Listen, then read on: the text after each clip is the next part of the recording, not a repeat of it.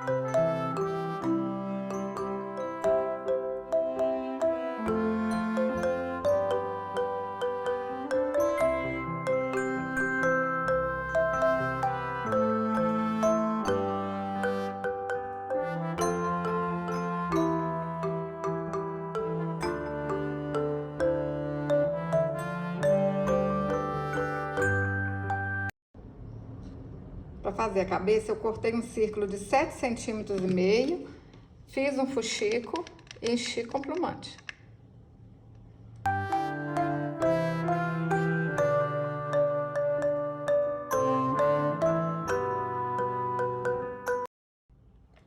Cortei um círculo de 14 centímetros, fiz um fuxico e vamos colar na cabeça lá da coelhinha, ó.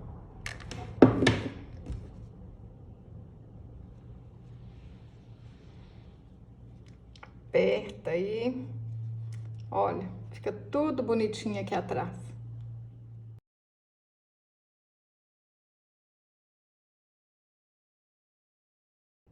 Cortei uma orelhinha no feltro, ela tem 3 centímetros de altura.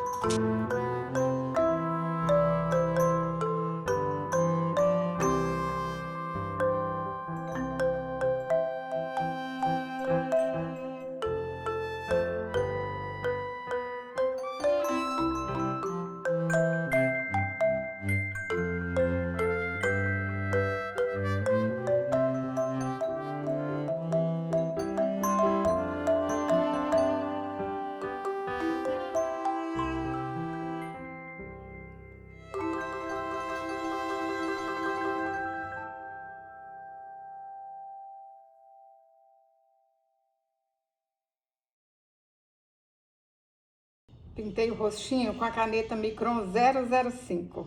Olha que linda que ficou.